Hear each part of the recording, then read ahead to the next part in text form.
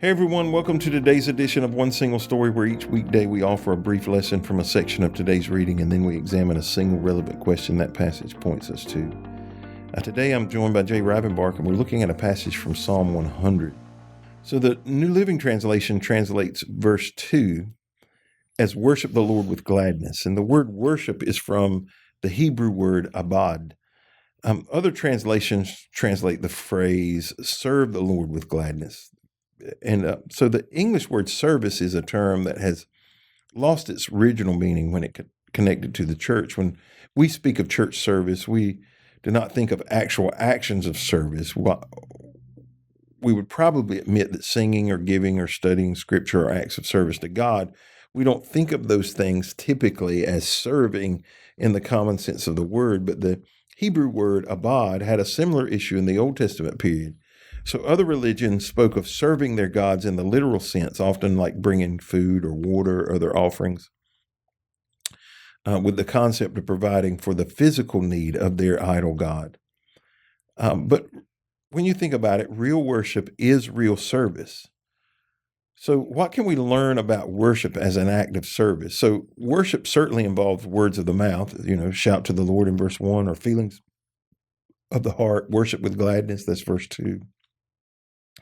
But worship also extends beyond words of the mouth and feelings of the heart. Our worship should not be confined to actions done during worship services alone, but should continue outside of worship service. You see, service is not done for the sake of the servant, but for the sake of the master. We often qualify worship based on how it makes us feel. A true worship is an active service, and it's done for God's sake and not for our sake. So let's talk about worship for a little bit, Jay. Why is it a distortion to think about worship in terms of how it makes us feel? Because then it's about us and not about who we're worshiping. The context of worship and service going together is because I'm convinced that true worship often is a sacrifice. And there are many verses that refer to that, bring the sacrifice of praise, etc. And by that I mean, and I'm just being honest, there's sometimes I don't feel like it. There's sometimes I don't really necessarily want to, or even maybe be at church to participate in what we call corporate worship. But when you think about it, it's not about you. It's about Him. Then it becomes an outward flow, because if it's all about how you feel, you're not going to worship very much or very often. Even in the corporate setting, if it's not the style of music you like, or the rhythm, or tempo, or the volume level. And a lot of people gauge their spiritual temperature on on how they felt about the service. Absolutely. We had church today. Well, was God glorified, or were you? Exactly. And I experienced that more in my past than I would, or at least than what I hear about in the present. But things like, man, we had a great service today. Boy, we had church today. Yeah. And I'm not saying there's anything wrong with feeling the presence of God. That's a wonderful thing when you do. But when you gauge spirituality or even God on what you experienced on a personal level, that's a dangerous thing. That's really not worship at all. What are some actions outside of like a service time that we could qualify as worship, or people might obviously see as worship? You use the word interchangeably there, worship and service together. I'm convinced every aspect of our life, the work that we do should be a form of worship to God, because in Psalms 100, he talks about, shout to the Lord, sing, acknowledge who He is.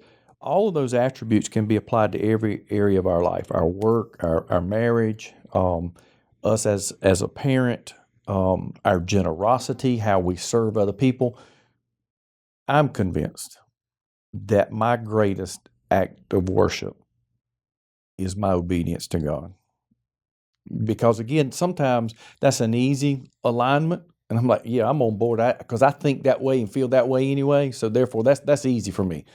But when he asks or expects things of me that aren't easy or convenient, but when I'm obedient, I think that's worship in its purest form. Everything we do, frankly, is worship. Everything should be. Apostle Paul said, do everything as unto the Lord. So when you think about it, whatever that is, you're doing it to the Lord. I think there are some clear opportunities for the worship to be raised, and most of them do have to do with obedience or disobedience opportunities. Are we doing what we can to glorify his name in that moment?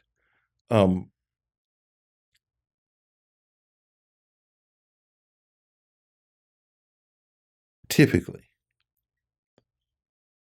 do you think the average person's actions during worship,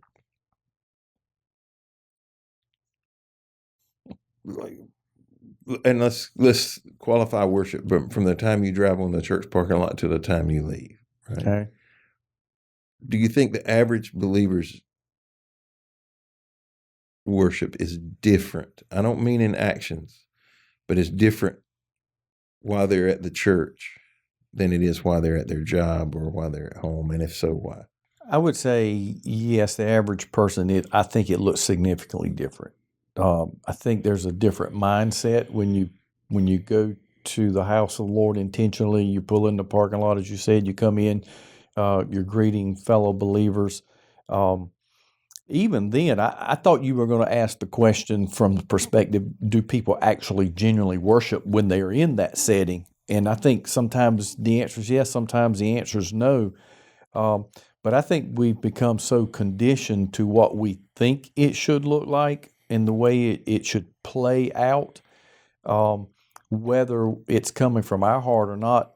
But I think, sadly, that it probably looks significantly different for most, quote, believers or Christians after they leave that service because they're back in the real world around people, and they're probably not listening to that encouraging music. They're certainly probably not focused, for that 30, 40 minutes on what's being said and taught. And so I think it probably does look significantly different for some people. Yeah, I would agree. I think even for us, there are things that we might let down our guard on outside of that building that we would never, sure, do. I would agree, and I would even make this observation, and this is just a confession, that sometimes though my best worship, if I could say it that way, or my purest worship comes outside of that setting, because my focus is more directional and relational than it is functional. Yeah. If that makes sense. Yeah, and I think the guarded piece, so I'm very guarded about, or try to be very guarded about what I say and what I would do at church. But that also means I'm also guarded about what I say and what I do at church, right? So whereas in a private worship moment, I might let my hair down in a way that I wouldn't in front of people for whatever reason. Either I don't want to encourage their foolishness. Forgive me for saying that. You understand what I'm saying? I do. I absolutely do. And so even the church experience, the corporate gathering, and we've just talked about it. If we've experienced it, then perhaps other people experience that too. That for some of them, it is their best attempt at worship throughout the week, and perhaps for some, it is not their best attempt because they need that alone time where it can just be them and God. Well, thank you for joining us today on this edition of One Single Story. We hope you'll be back with us tomorrow as we continue a conversation around the book of Psalms.